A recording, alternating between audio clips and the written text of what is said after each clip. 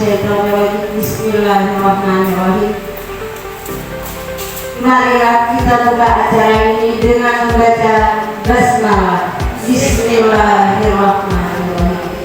Untuk yang selanjutnya, mari kita menyanyikan lagu Indonesia Raya.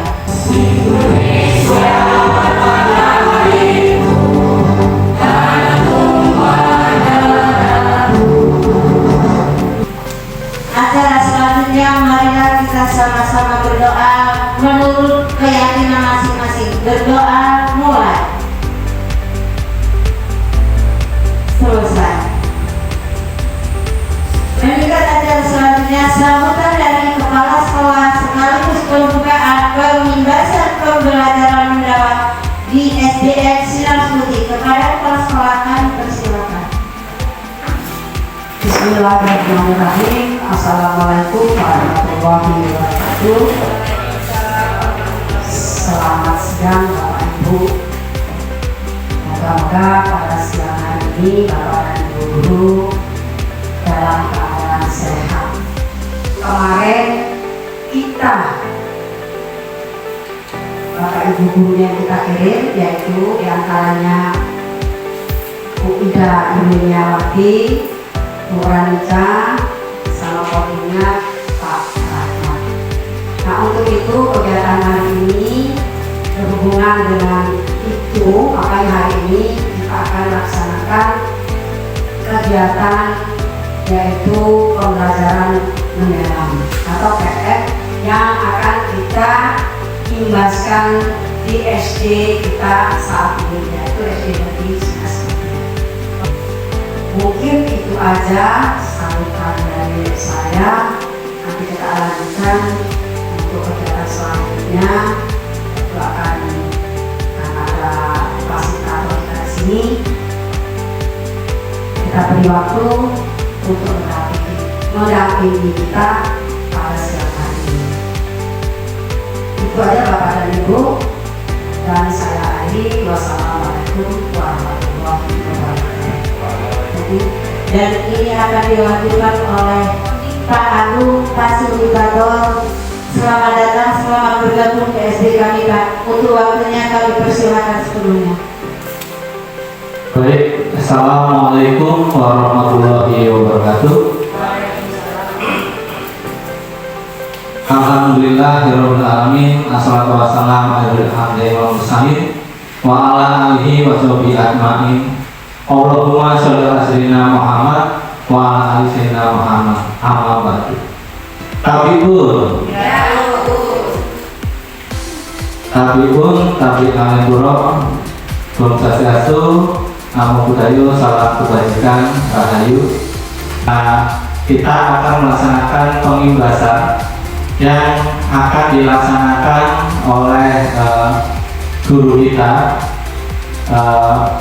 Bu Ida dan Bu Kami. Jadi mohon dengan sangat kepada seluruh para peserta bisa mengikuti arahan dari Ibu Kepala Sekolah selaku pengimbasan dari kurikulum satuan pendidikan, juga dari Kodim Mas Rahmat ya, Pak Rahmat ini selaku peserta Kodim. Di mana Pak Rahmat? Di Muhammadiyah 1 Kalirejo. Akhir kata, Prano bahasa sekampun dan nyaman diu, Pak bahasa saya ujung di budaya buka mahapun ngalipuro. Baiklah, terima kasih kepada fasilitator. Kemudian meningkat acara selanjutnya akan disampaikan oleh kepala sekolah kita Ibu Dewi Murni dalam rangka penyampaian kurikulum satuan pendidikan. Kepada Ibu Dewi Murni kami persilakan. Ketemu kembali Bapak Ibu ya. Saya sebagai kepala sekolah di Negeri Sinar Putih akan menyampaikan kegiatan hari ini, yaitu mengenai KSP, yaitu kurikulum satuan pendidikan atau KSP tahun ajaran 2025-2026. itu kurikulum yang akan kita laksanakan pada tahun ini. SD Negeri Sinar Budi memiliki visi misi dan tujuan visi sekolahan kita. Ya. SD Negeri Sinar Budi memiliki visi yaitu berdasarkan hasil rapor pendidikan di tahun 2025, makanya akan kita susun yaitu visi misi dasarnya yaitu dari rapor pendidikan di tahun 2000 sebelumnya 2025 yang menunjukkan perlunya peningkatan dalam aspek literasi, narasi, narasi kritis dan kualitas pembelajaran. Terima kasih sudah menonton. Kemudian untuk acara selanjutnya akan disampaikan oleh Bapak Rahmat dalam pembelajaran kodi. Kepada Bapak Rahmat kami persilahkan. Salam sejahtera bagi kita semua, untuk kita semua. Om Swastiastu, Namo Buddhaya, salam kebajikan, Rahayu, Tabipun. Pada hari ini izinkan saya untuk menyampaikan, menjelaskan sedikit hasil dari pelatihan kemarin di SMK Muhammadiyah Kalirejo tentang coding dan kecerdasan artifisial dan penjelasan singkat dari Permendikbud nomor 13 tahun 2025 tentang pembelajaran coding dan kecerdasan artifisial. Permendikbud nomor 13 tadi di pasal 32A yang berbunyi pada saat peraturan menteri ini mulai berlaku, mata pelajaran pilihan coding dan kecerdasan artifisial diselenggarakan selama pendidikan pada jenjang pendidikan dasar dan jenjang pendidikan menengah mulai tahun ajaran 2025-2026. Maka dari itu ini latar belakangnya kenapa coding bisa masuk ke sekolah ya Bapak Ibu. Dasar hukumnya ada pasal 32 yang A. Di coding ini adalah mata pelajaran pilihan untuk saat ini. Mengapa coding dan KA itu diajarkan di sekolah? Latar belakangnya itu, dunia kerja kita saat ini sudah mulai berubah ya Bapak Ibu. Yang dahulunya mungkin hanya tulis tangan, ya sekarang sudah berubah menjadi banyak yang pakai komputer. Kemudian KA itu bisa membantu siswa meningkatkan berpikir logis dan sistematis. Kepada Bapak Rahmat yang panjang lebar telah menyampaikan pembelajaran coding dan KA. Kemudian untuk selanjutnya akan disampaikan oleh pembelajaran mendalam oleh Ibu Ida Yuliawati. Kepada Bu Ida kami persilakan. Assalamualaikum warahmatullahi wabarakatuh. Tabipun. Alhamdulillah, seluruh oleh nama dan kepada kita semua sehingga di siang hari ini kita berkumpul kembali dalam agenda pengimbasan pembelajaran mendalam di tahun 2025 dan 2026. Untuk diperhatikan. Pernahkah kamu terbesit dalam pikiranmu mengapa selama ini hidupmu tidak ada perubahan? Atau mengapa kamu tidak disukai orang-orang yang mungkin baru kamu kenal? Jawaban sederhana ini saya akan jawab dalam bentuk analogi. Konsep yang sederhana. Sedikit apresiasi dari saya, ya Bapak Ibu sekalian, terkait dengan materi yang akan saya sampaikan. Dalam pelatihan kemarin, garis besar kurikulum yang kita gunakan sebenarnya itu tidak jauh beda dengan kurikulum Merdeka. Hanya sekarang pemerintah sekarang itu menyempurnakan kembali kurikulum yang ada yang dari dahulu. Mereka melakukan refleksi sama halnya dengan kita sekarang sebagai seorang guru. Itu pun ketika melakukan pembelajaran juga perlu melakukan refleksi, iya kan Bapak Ibu? Refleksi diterapkan untuk apa? Untuk melakukan perbaikan pembelajaran kita, untuk membuat kualitas pendidikan kita, kualitas pembelajaran kita Baik, nah prinsip pembelajaran, ya, prinsip pembelajaran dalam yaitu ada 3. Salah satunya adalah berkesadaran, yang kedua menyenangkan, yang ketiga bermakna. Ya, yang pertama berkesadaran, kemudian bermakna, yang ketiga menggembirakan. Itu rekan-rekan semuanya, kenapa tadi saya buka dengan video, ya. Di situ kita coba untuk membuka bagaimana pola pikir kita. Saya punya satu LK, Bu Rani tolong dibagikan ya satu-satu. Bapak Ibu silahkan diisi berdasarkan dengan kriteria diri sendiri. Monggo silahkan di-checklist. Sudah, Bapak Ibu? Oke. Konsep pola pikir yang ada dalam diri Bapak Ibu sendiri. Nah, cara menentukan pola pikir kita yaitu yang pertama, 1. Soal bernomor ganjil menunjukkan orientasi orang dengan pola pikir tetap. 2. Soal dengan nomor ganjil menunjukkan orientasi orang dengan pola pikir bertumbuh.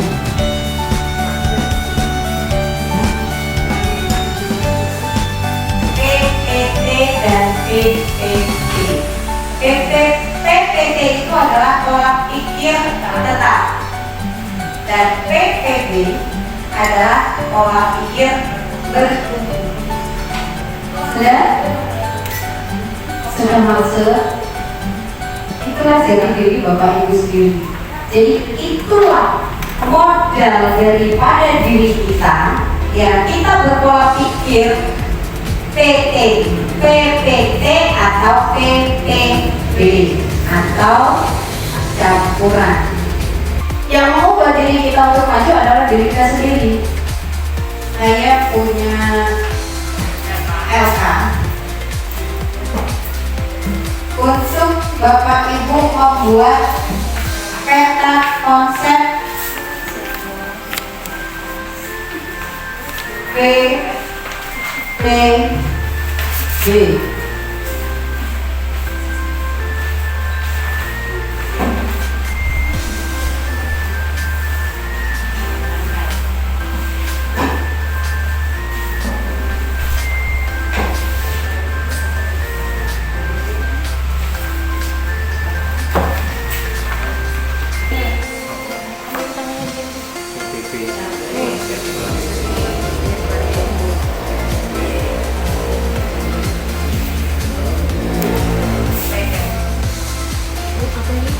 PTT ya, untuk PTT ya.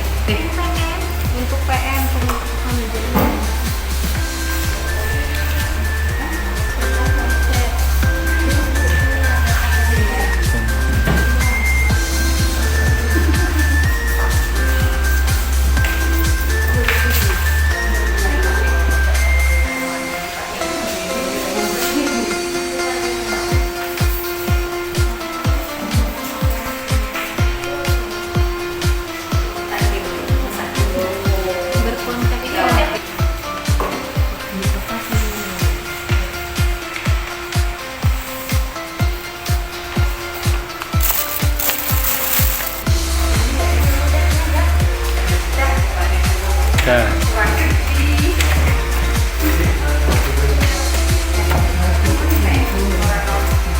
Oke Bapak Ibu, sudah ya LK-nya. Untuk selanjutnya saya mau salah satu masing-masing kelompok untuk mempresentasikan hasil dari kerja. Oke, silakan. Di sini saya bersama kelompok 2 membuat peta konsep pola pikir bertumbuh. Yang mana yang tadi ada gambar merah itu mengapa pola pikir bertumbuh itu dibutuhkan, yaitu agar kita meningkatkan semangat belajar dan motivasi diri kita. PPT itu fokus pada hasil akhir, tidak mau dengan proses. Kalau PBB itu fokus pada proses belajar, seperti itu. Bismillahirrahmanirrahim. Assalamualaikum warahmatullahi wabarakatuh. Di sini kami dari kelompok 1 memaparkan tentang peta konsep tentang RPP PPB untuk pembelajaran mendalam. Di sini peta konsep yang saya gambar di sini ini adalah pola pikir yang utama ya. Di sini kami bagi menjadi 4 bagian. Yang pertama ada assessment, yang kedua ada identifikasi, yang ketiga ada pengalaman belajar, dan yang keempat ada desain pembelajaran. Terima kasih. Assalamualaikum warahmatullahi wabarakatuh. Ada pendekatan pembelajaran mendalam. Asesmen kita itu menurut fungsinya dibagi menjadi 3 ya. Asesmen as learning, asesmen for learning, dan asesmen of learning. Jadi ada 3 asesmen yang kita lakukan di pembelajaran mendalam pada saat ini. Materi selanjutnya pembelajaran mendalam yang akan disampaikan oleh Ibu Ida Ranita. Kepada Ibu Ranita kami persilakan. Assalamualaikum warahmatullahi wabarakatuh. Ya, saya di sini untuk melanjutkan ke materi pembahasan dalam pembelajaran mendalam yang tadi sudah disampaikan oleh Bu Ida. Di sini saya akan melanjutkan ke materi asesmen dalam pembelajaran mendalam. Refleksi awal di sini ada soal cerita ya Bapak Ibu. Ketika ujian semester tiba, Pak Dani menyusun soal ujian dengan mengambil soal-soal yang sebelumnya sudah pernah dikerjakan sesuai di LKS. Mana di sini asesmen dibagi menjadi 2. Kalau yang asesmen learning dan for learning itu termasuk asesmen formatif. Kemudian yang asesmen of learning di sini termasuk ke asesmen formatif. Ya. Nah, untuk menjawab soal tersebut, bagaimana pendapat Bapak Ibu terhadap teknik asesmen yang dilakukan oleh Pak Dani? Apakah teknik tersebut sudah relevan dengan pembelajaran mendalam? Di mana asesmen formatif perlu dikuatkan untuk memberikan umpan balik selama proses pembelajaran dilakukan secara bertahap dan berkelanjutan untuk mencapai level pembelajaran mendalam. Mempertimbangkan 3 pengalaman belajar pembelajaran mendalam, yaitu memahami yang pertama, dan yang kedua mengaplikasikan, dan yang ketiga merefleksi. Sedangkan asesmen sumatif dilaksanakan untuk mengetahui capaian pembelajaran secara menyeluruh. Ini saya ada LK ya, mohon dikerjakan.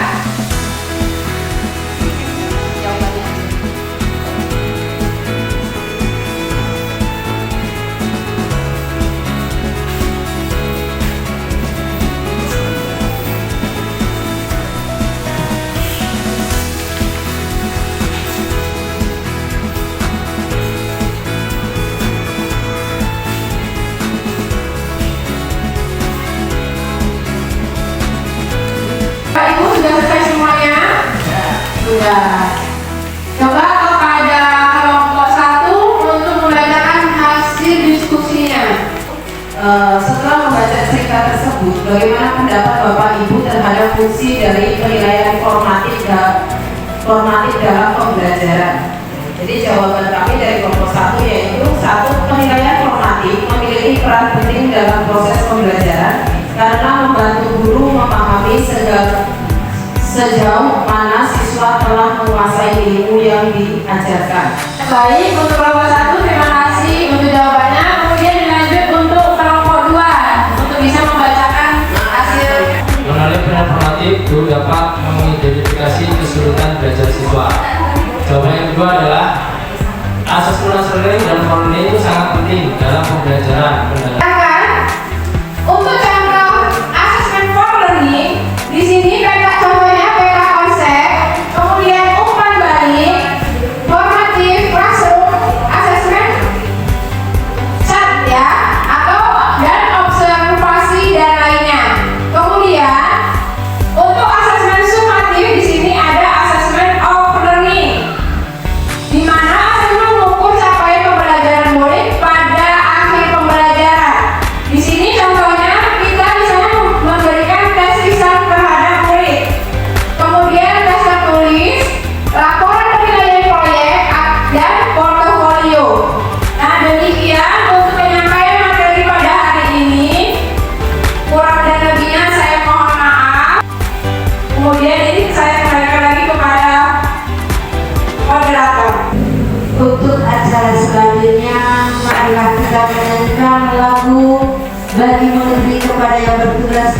silakan.